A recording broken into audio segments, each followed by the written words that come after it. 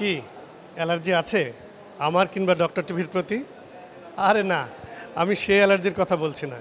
আমি বলছি আপনার শরীরের অ্যালার্জির কথা। আপনার কি রয়েছে?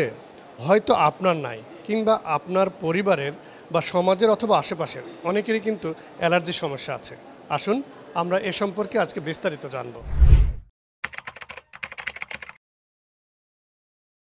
কী ধরনের প্রবলেম হয়? তো ওই যে চুলকায়, শরীরে ফুলে যায়, ওই কিছু কিছু ওই যে গোটা গোটার মতো হয়ে যায়।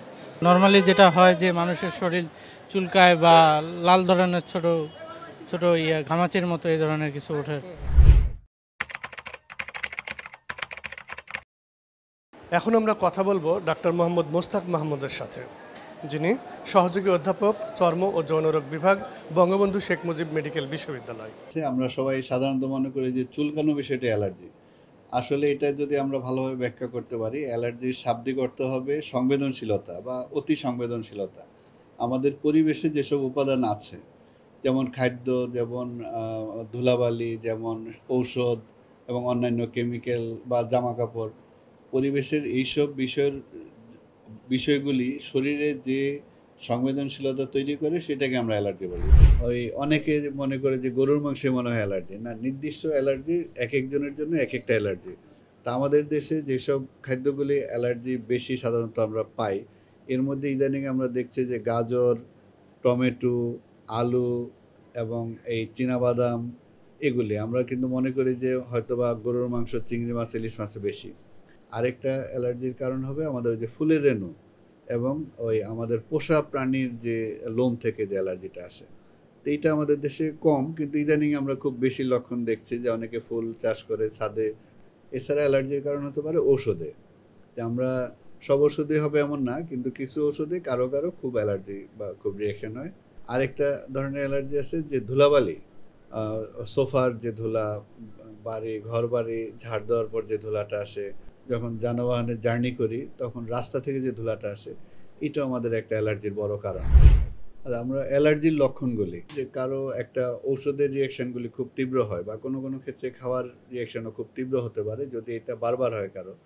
সেই ক্ষেত্রে দেখা যাবে যেমন তার হঠাৎ করে খুব সিভিয়ার চুলকানো মাথা থেকে শুরু, এবং এরপরে এটা যদি লাল হয় কোনো স্থানে এবং এটা ফুলে যায়, এবং এটা যদি দেখেন যে এটা যাচ্ছে না, তারপর দেখা যাচ্ছে তার মুখ টুক ফুলে যাচ্ছে, চোখ মুখ ফুলে যাচ্ছে, এরপর দেখা যাচ্ছে তার শ্বাসকষ্ট হচ্ছে, তখনই মনে করবো যে এটা একটা অ্যালার্জিক রিয়াকশন।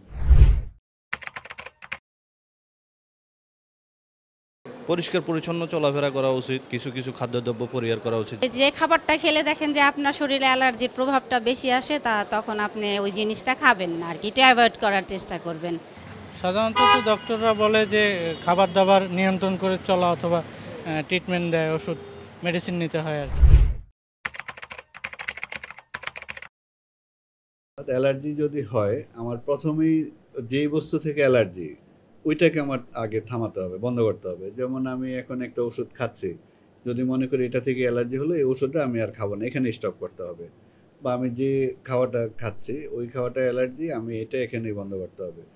আর এছাড়া অ্যালার্জির জন্য চিকিৎসা দিতে হবে। যেমন এই স্থানটাতে আমার এক নির্দিষ্ট ঔষধ আছে, যেমন অ্যান্টিহিস্টামিন জাতীয় যে ওষুধগুলি আছে, ট্যাবলেট ফর্মে পাওয়া যায়, বাচ্চাদের জন্য সিরাপ ফর্মে পাওয়া যায়। এছাড়া এটা ইনজেক্টেবলও আছে, যাদের খুব সিরিয়াস হয়ে যায় তাদের জন্য আমরা ইনজেক্টেবলও দিই। অ্যান্টিহিস্টামিন গ্রুপের অনেক ওষুধ আছে, তো যেটা যার জন্য প্রযোজ্য দেওয়া যায়, এটা একজন ডাক্তারের পরামর্শ নিয়ে দিলেই ভালো। এর থেকে যদি বেশি হয় তাহলে আমরা কি করি, যে আমরা তাকে ইনজেক্টেবল আরও কিছু, যেমন বললাম যে সিভিয়ার অ্যালার্জি যখন হবে, অ্যানাফাইলেক্সিস, সেই ক্ষেত্রে তাকে কিন্তু আমরা অ্যাড্রেনালিন, আরও কিছু সাপোর্টিভ ট্রিটমেন্ট দিতে হবে, স্টেরয়েড দিতে হবে, সেটাই। তবে এছাড়া আমরা যে লোকালি, যেমন এইখানে আমার একটা কিছু যে স্কিনে রেডনেস বা লাল হলো এবং ফুলে গেল, আমি এই জায়গাটারও কিছু চিকিৎসা করতে পারি। যেমন এটাকে আমি ঠান্ডা করতে পারি, বরফ দিতে পারি, অথবা কিছু ক্রিম আছে যেই ক্রিমটা দিলে ইনস্ট্যান্টলি এটা একটু কমে যাবে, রেডনেসটা কমে যাবে আর রিয়াকশনটা ওইখানেই থামবে। অ্যালার্জি একটি বিরক্তিকর এবং অস্বস্তিকর রোগ। যে কোনো সময় যে কোনো পরিবেশে বা পরিস্থিতিতে আপনার যখন শরীর চুলকে ওঠে বা চুলকায়, তখন সত্যিই চরম বিরক্তি হয়। এই রোগ থেকে সুস্থ থাকতে আমাদের স্বাস্থ্যবিধি মেনে চলা উচিত। সেই সাথে ডাক্তারের সকল পরামর্শ যদি আমরা মেনে চলি, তাহলে আমরা সুখী, সুন্দর, সুস্থ জীবন পেতে পারি। সেই প্রত্যাশায় বঙ্গবন্ধু শেখ মুজিব মেডিকেল বিশ্ববিদ্যালয় থেকে বিদায় চাইছি। আমি আব্দুল গনি বিদ্যান, ডক্টর টিভি, ঢাকা।